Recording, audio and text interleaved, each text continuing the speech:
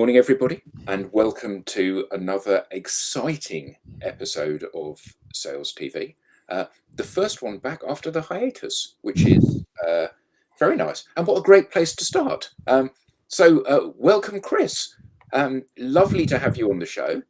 So first of all, do you want to introduce yourself a little bit and Yep. tell us where you've come from and how you've got here and a bit of background about you? Sure, not a problem at all, Adam.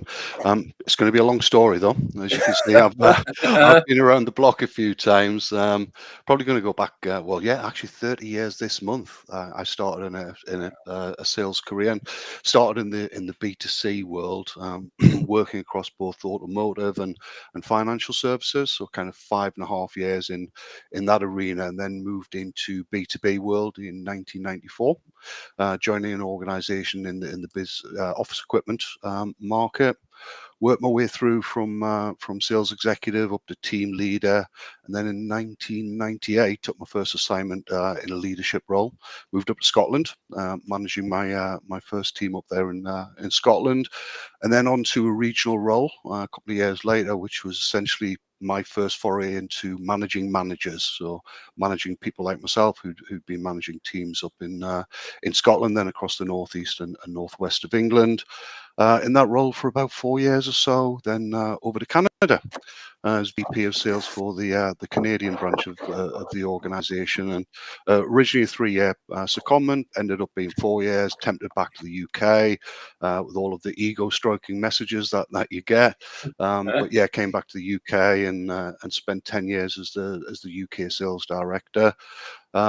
Moved on, had a bit of time at Toshiba Tech, looking after the indirect channel, and now I'm at Westfield Health. Joined there as the sales director. Um, 3 years ago, just over 3 years ago now. Got my feet under the table, got known as having a little bit more about me, and now I'm the distribution director, which is a big fancy title for somebody who looks after the B2B sales engine and also runs one of the subsidiaries in its own right. So a bit more additional responsibility there. Yeah, so worked across direct channels, indirect channels, managed marketing teams, BI teams, sales enablement teams, sales support teams. So quite a mix across the 30 years to date. Excellent. Well, thank you for coming on the show. And today you wanted to talk about leading learning in sales. And first of all, give us a bit of intro to what exactly do you mean when you say that? Yeah, I think it's kind of opening the door rather than leading. It's kind of opening the door for people to step through and allow people to go on a learning journey, keep the skills relevant, keep the knowledge up to date, and kind of have some fun along the way, trying out new things, experimenting with things, and yeah, just staying relevant, really. Getting that learning into so you're at the cutting edge of what's happening out there. Yeah, well, that's really interesting because obviously we were having a bit of a chat about that before we went live, and you were talking about relevance being a really big thing because often you've been in a career for a long time, or the career has existed for a long time, and we run the risk of becoming dinosaurs, don't we? Well, when I Indeed. was a lad, we used to do it that way, and that's how you're going to do it because you're a lad now. And the idea of constantly trying to evolve and remain relevant and remain current is really crucial.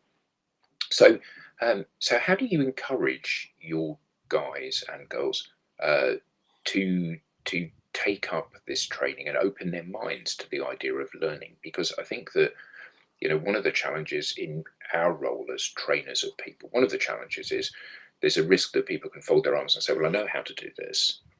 And so how do you keep them hungry and open-minded around this stuff? Yeah, that is the $50 million question that everyone asks. How do you actually put this in place when people have been around for a long time? They're tenured, they're successful. The organization's been around for a long time. It's maybe a known solution, and it's about having lots and lots of conversations with customers in order to make your numbers. But if we were still, as I said at the beginning, my sales career goes back 30 years. if I was still coaching people, having conversations with people in sales techniques that worked for me 30 years ago, we just we wouldn't be relevant. Customers wouldn't want to see that. We need to communicate with them differently. We need to have different conversations when we're in front of a customer.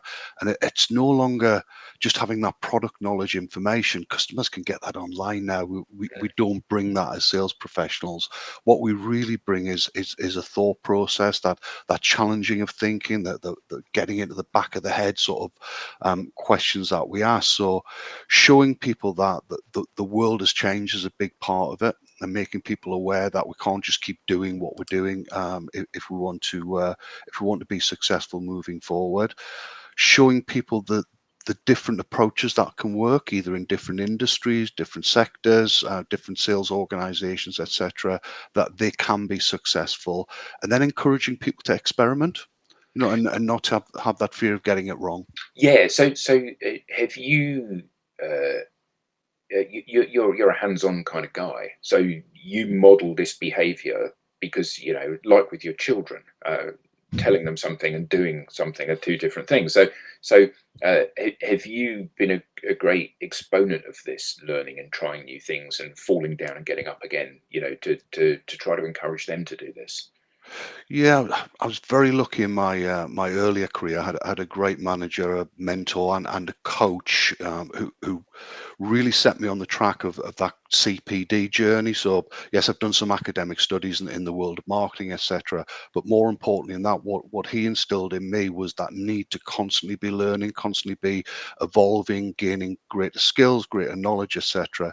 And that's something that I've just tried to share with all of the people in my teams throughout my career, not just salespeople, but people working in other functions as well. So sharing a podcast I've listened to which has been interesting, or something's come up in conversation from somebody. I thought, oh, I read about that in a book, and sharing the book with them. Or I've set up libraries in organizations before, just taking in my business books, put them on the shelf, and allowed them to take the books. As long as you return it, it's a lending library. It's not a it's not a freebie. As long as they're returned, then fine, and add to the collection as well. So just giving people that kind of permission, if you like, to pick up a book that they maybe haven't read, and think about the content in there.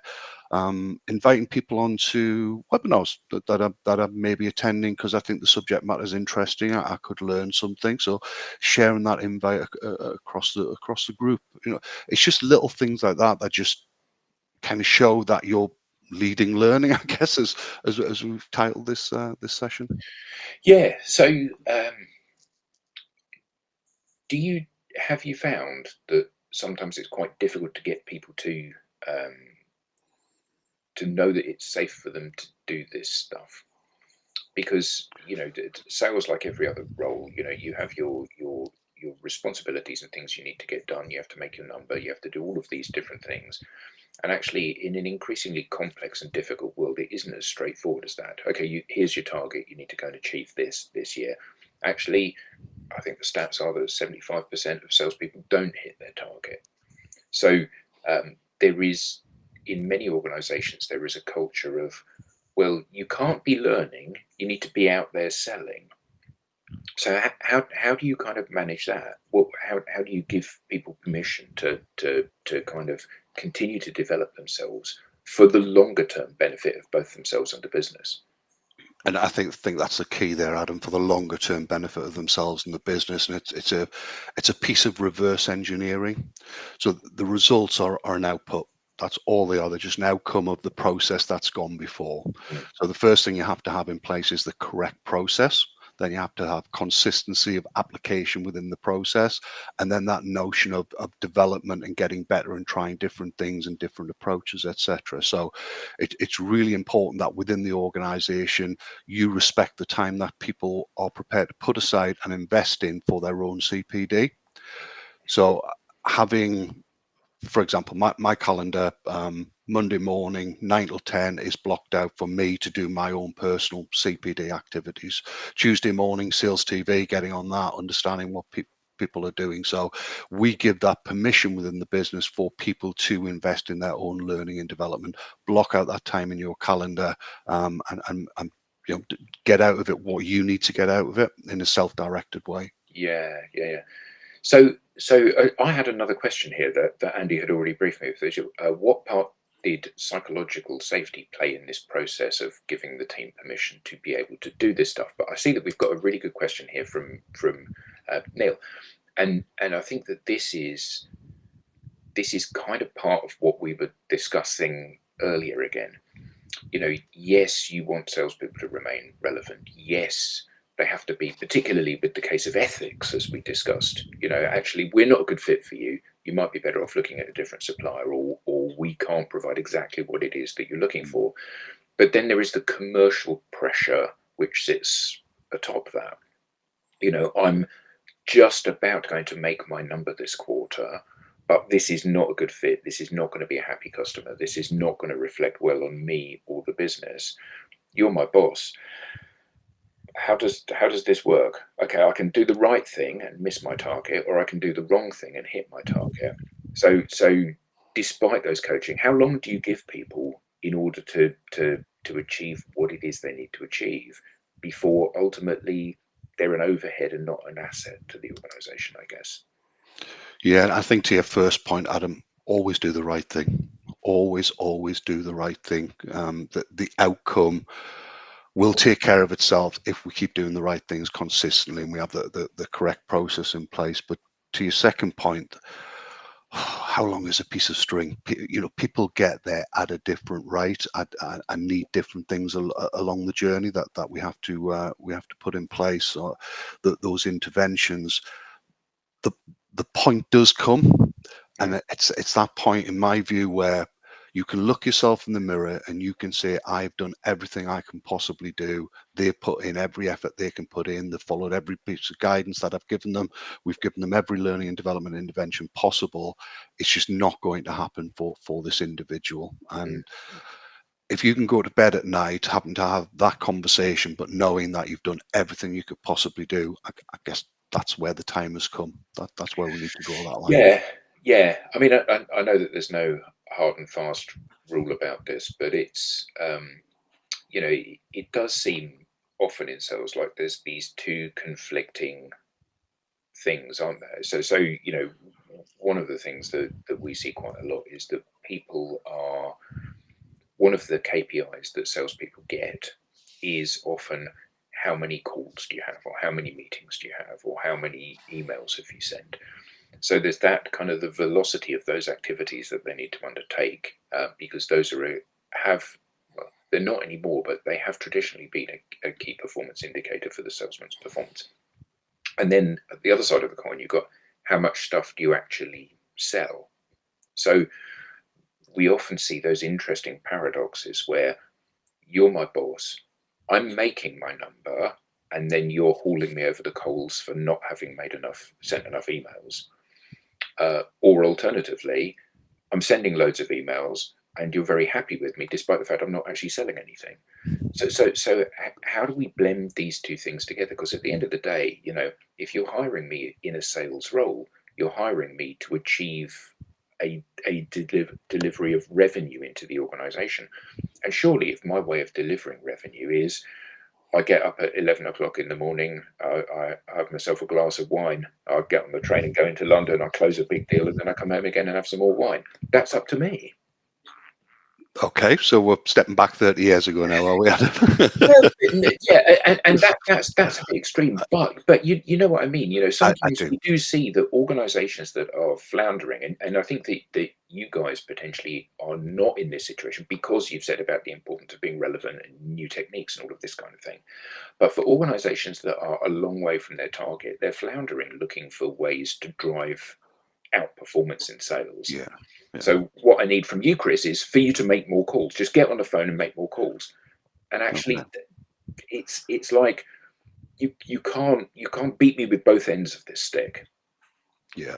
So we took the approach of building what we call a sales playbook. So everybody has a kind of sales manual, which we adopt, and that's our process and our ways of working.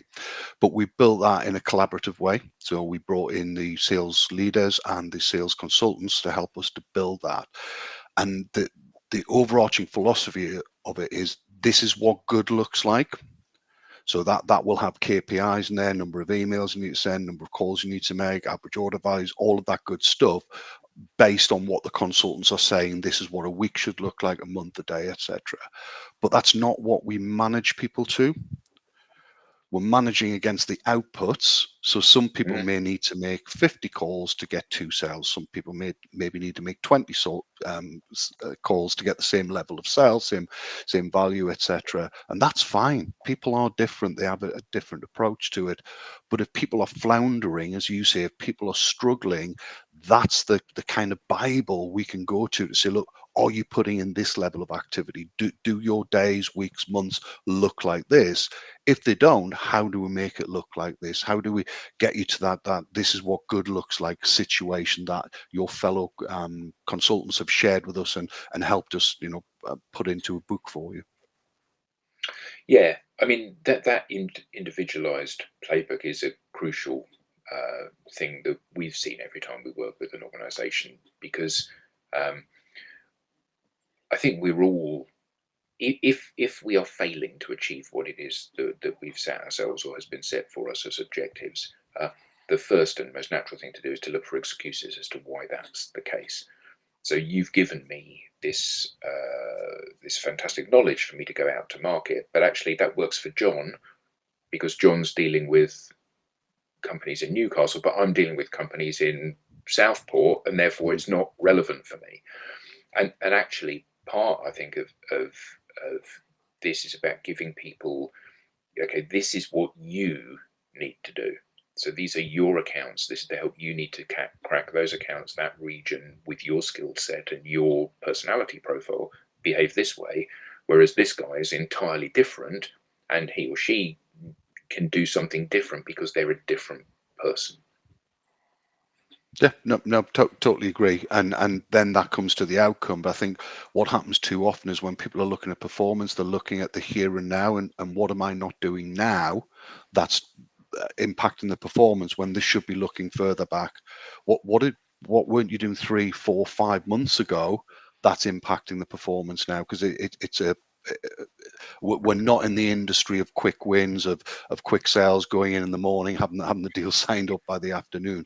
It's that long sales funnel that you have to work through. So really important that you have that consistency of applying the process and the correct steps and putting your learning into practice as you go through that process over a longer period. Yeah, I mean, I think that, and Peter's comment here about really interesting, kind of the contrast between setting a playbook, which is, I guess it's the way you've described it. It's not a rule book, is it? It's a manual to enable people to achieve what it is they need to achieve, but then measuring them based on what that's achieving for them. Yeah, and it's a blueprint for success is the way we look at it. This is what the successful, the middle, and the lower ranking sales consultants have come up with. Of this is what good looks like, and it's only, to be honest, really needed when you first join in the organization. This is how things work around here. This is what we expect, our ways of working, etc. Or if the performance in a particular area or across the board isn't quite where it needs to be, you can go back the playbook, you can understand what you should be doing, because that's what good looks like, that's what the consultants have told us, and then put that into play to drive that performance forward. So it yeah, kind of signposting people along the way, and giving them that ownership and accountability for their own performance and their own delivery. Yeah, because it from what you've been saying, lots of what you've done is offering up a buffet of things that people can do. So here's some webinars that you can visit. Come and join me on this thing. We're having an internal kind of role playing session. Here's a library that I've put together from books that everybody should read if they're in sales. Uh, but that requires a degree of uh, a degree of proactivity on the part of the salesperson, because I think what one of the challenges is, and I think this again is kind of further to Neil's point here. One of the challenges that salespeople have is that I want to invest in my long-term development so I can be more successful in the future. However, today I need to sell something. And these two things are often counterproductive, aren't they? So, Mhm. I need to invest in the future. I need to invest in myself so I can be more effective. But the sales team, the sales leader is on my back about what I'm actually selling today. So how do you help people balance those two elements? It's about having that plan. Not everything will go to plan. You won't execute perfectly and get the results that you expect, or you built into plan. But there comes a point where you need to reset. Think this isn't working. What's plan B? Let's get plan B out, which in our case is always a sales playbook. That's always the plan B. If your individual plan isn't working, this is what good looks like. Let's get you back on track, and then agreeing those milestones along the way to get that performance back. So it's kind of not writing off everything that's happened. It's look, there's a gap, and we need to fill that gap. So if the KPI requirement is 10 and you've got a gap of 1, you need to do 11 or 12 in order to fill that gap. But then building that plan, but never a short-term plan. So there will be a short-term milestones, absolutely, but you can't expect somebody to go from 80% of plan to 100% of plan by the end of next month, maybe not even the end of next quarter. You have to build a realistic plan that has those progressive steps in there, and is built on applying the correct process and the correct disciplines as you go. Mm. And is all of the learning, or the learning that you value most, this kind of very individualized learning? Or do you have like set programs? So I've joined your company, and you say, oh, well, you can, we've got 3 different sales methodologies and 3 of these things, and you can pick the one you want and then go off and do it. Or is it much more kind of one-to-one and focused on my needs? It's a real mixture of both. So we don't have a program that everybody goes through. We have programs or modules that cohorts of people would go through, and those cohorts, it's relevant to them, where they are on their journey, their knowledge and their skill set. And we used a sales capability assessment tool to help us get there. So we put the entire team through a sales capability assessment, got all of the combined results, and then just drew a line. And it was an arbitrary line that we as a leadership team came up with, and said, look, anybody below this score, we've got a learning and development need in that particular area for those individuals. Took all of the points that came out there, and all of the subjects that came out, worked with the learning and development organization, training organization, to help us build some modules that addressed all of those individual areas. Then put people into the cohorts and said, look, when we did the sales capability assessment, your score was lower than the average score. You are coming on to this learning and development module. Those with a higher score, we invited to come along to the learning and development module. And you know what, Adam? 90% They of those all people, went. 90% of those optional invites actually attended the module despite having higher scores in those areas, which, That's really funny that you should say that, because my business partner, Tim, when he worked at Oracle, he said that one of the repeating patterns that he saw is that the people that always exceeded their target were people that always spent all of their training allowance every year. And I yeah, guess it's a mindset thing, isn't it? If you have a hungry, inquisitive mind, and you're prepared to sit down and say, I'm pretty good at this, but I need to be better, that's very different to folding your arms and going, I've been doing sales 47 years. You can't show me anything I don't know. And we all have an element of that in us, don't we? yeah, it's a little more nuanced than that, Adam, because this wasn't about performance. This was done blind of any performance, any past Mm. previous performance metrics that were in there. This was solely on the sales capability assessment, how you Right. answered Yeah. the questions, what knowledge and skills you have in that particular area. That decided whether that module was fit for you and would be helpful to you. So we kind of had a relevant story to share with the sales community about why we thought these modules were appropriate, and why you should be, or why you are attending, and then to the other people that optional invite for them to attend. So we have that piece in place. We also have self-directed learning. in place. So we're members of the Institute of Sales Professionals. We've passed the Ethics and Sales exam. We have Investor in Sales Award, because people are engaging with that self-directed learning, choosing the content they feel most relevant to themselves, and putting the time aside to invest that hour, or to attend a webinar, go to a meeting, etc. So we've got those two strands in play, and that is separate to the mandatory learning that we need to do Yeah. around product, around competition, compliance, regulation, and all of that good stuff. So it's additive to that, but it's a different development track for people that they go down. And has this worked as a strategy? Because it certainly should do. It's like but that doesn't always make it so. Yeah, without revealing too many of the commercials, we're winning more larger deals than we've ever won as an Brilliant. organization. Our average order value in general is up. Our sales retention is incredibly high. Our customer retention is high. We're having a record-breaking year-on-year sales growth. There are a lot of positive indicators in just putting these and I say basics, not always easy. I'm fortunate to work in an organization that invested and backed us as a leadership team, that these were the correct things to do for our people, because it's not without investment. You have to invest, and it's not just time, there is financial investment. So fortunate enough to work in that environment. But yeah, can I put all of the improved results down to it? No, because we've done other things that we're not talking about in this session, which sit in other areas. But this is just one of those things we've put in place.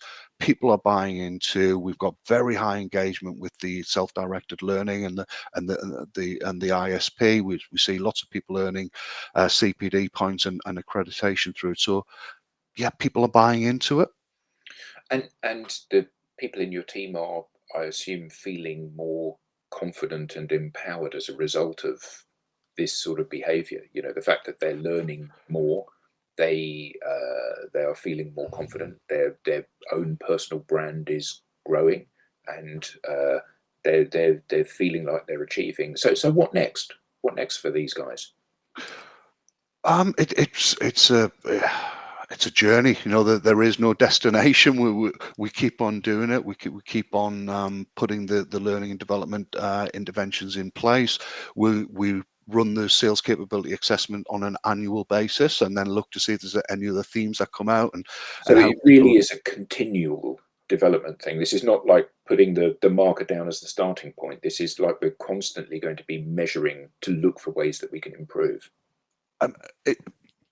Yes, we can use the term measuring. It's more monitoring where are things, what progress has been made. Yeah. If you look at this year's sales capability assessment versus the previous year, 14% improvement in scores.